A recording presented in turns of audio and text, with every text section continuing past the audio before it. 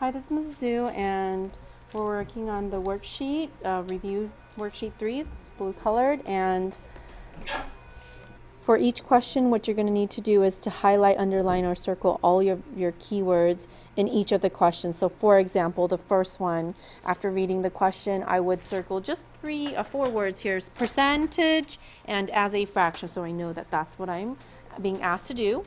Number 2, I'd circle percentage, and number 3, equivalent measurements, and number 4, as I've written there. Doing that is going to help me focus on getting that correct answer. Okay, and if you do not do this, you will lose points for your homework grade tomorrow. Let's start with number 1. Here we have that they've given a survey to 80 people, and that 45% of them have responded already. Then it says what percentage is expressed as a fraction. So those were the 4 keywords that I had underlined or boxed or highlighted. And so it seems like I'm supposed to take the percentage and express it as a fraction. Now here's my percent, and the 80 people, am I supposed to do something with that too, with the percentage and changing it to a fraction? Not really. That's just extra information I don't really need. So I'm just going to look at the 45. So to make that a fraction, I always write percentages out of 100. Then I'm going to make sure here I know I can simplify that. So I'm going to simplify, and I'm going to get 9 over 20. Boom. There's our answer. D. Simple. I'm going to skip down to number 9. And what I have here is the past 10 years, her house has been increasing, so I'm getting an increase of 125%. And what is the fraction that would describe this increase? I'm going to highlight the word fraction, because what it seems like I'm doing is I'm just going to change this percent to a fraction. So to do that, just like number 1, I'm going to put that over 100, simplify it, giving me 5 over 4. Ooh. Well, I'm going to simplify it by 25 actually. 5 over 4 was a step ahead of myself, which is really 1 and 1/4. 1 is represented by 100%, and 1/4 is represented by 25%, where I could divide these numbers like that and get 0.25. I'm doing it really quickly for you.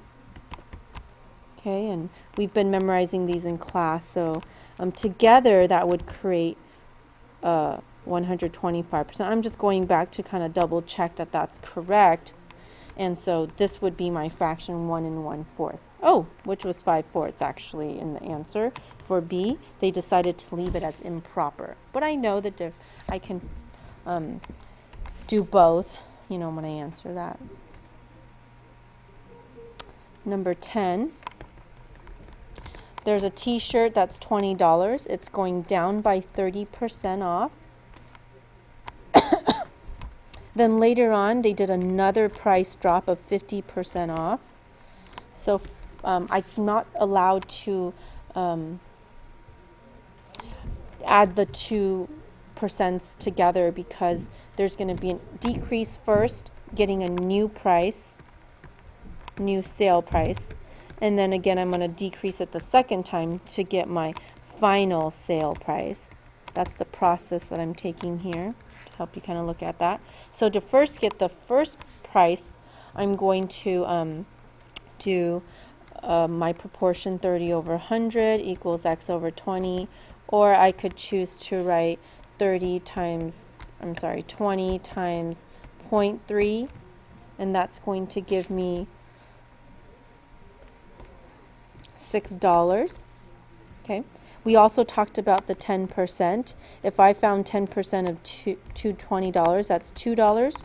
And if I have 30%, I triple that, which again is $6. So then I'm going to take $6 and subtract it with the 12, giving me $14. So then that's going to help me create my second proportion, which is going to be 50 over 100, which is really just half. That's equal to x over $14. And x would give me 7 That's my price that I get to decrease it at again. So 14 minus $7 is $7, my final sale price, which is the letter C. Let's skip to number 14 here. And if I circle the word that I need to find my answer, it says, what is the, I'm looking for a percent of decrease. And in class, hopefully we were able to review a little bit of this. If a percent is decreasing, then I'm looking for the percent that it's decreasing out of 100.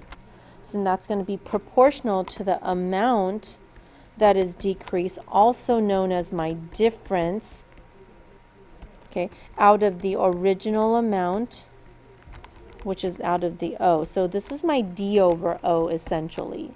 So in 14, it seems like he's been losing weight, and he used to be 205 pounds, but then now he weighs 185. So he seems to have lost 205 minus 185 is 0.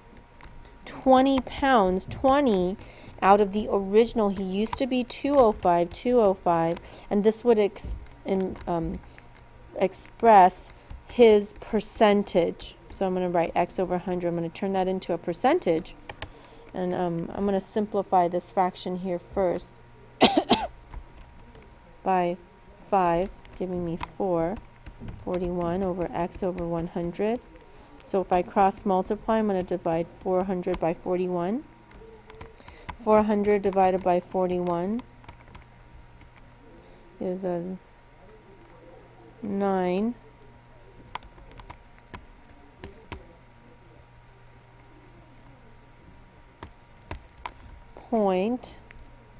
And you know what? I'm not going to keep going, because if I look at my choices, A, B, C, D, right now it's already telling me that A is going to be the only possible choice. If I choose to keep dividing, I will get the point and then the 7 and then the 6 afterwards. So looking at the answers is always helpful to get some clues, and it, you know, keeps you from having to actually do too much work. I'm going to go down to 17. There's a recliner. It costs $360, but it's on sale for $270. What you're really looking for is the discount percent. So to get the discount percent, and again, this is the decrease. Discount is a decrease. So really I'm looking for the percent that it's decreasing. So I'm going to use x over 100 equals d over O. Anytime I find a percent that's decreasing or a percent that's increasing, that's the formula I want to use. That is very different than all the other proportions you're going to be setting up for your questions. Because of the D, you need to first find that difference. The difference of the price here is 360 minus the 270, which is $90. So my proportion will be x over 100 equals 90, and the original price was 360. So the price decreased by 90. It used to be 360, and that's going to help us find x, the percent that it decreased. All right. I'm going to take out these two zeros, simplify that, giving me 1/4, which is really the same as the fraction percent, 25%. So I had a nice 25% discount on this. So A would be my answer. And the last question I want to help you do today is 25.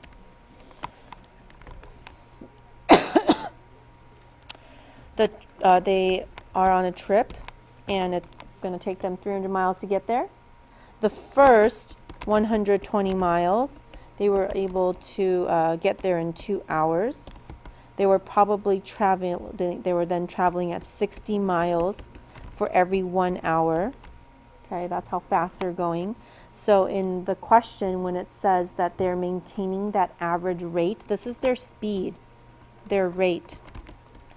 And I want to know how long will the rest of that trip take. So the rest of the trip is not 300 miles. They did already travel 120 miles. So they still need to travel still 180 miles. I subtracted 120 from from the 300, giving me 180. So out of the 180 miles, I could write a proportion. How many hours should that take them? That's what I'm going to look for. They're traveling 60 miles for every 1 hour. So according to my proportion, if I tripled 60, 60 times 3 is 180, then I would get 180 miles. So if I tripled the 1 hour by 3, that would give me 3 hours. So it's going to take them 3 hours to get there. 3 more hours. So I've got my answer, B.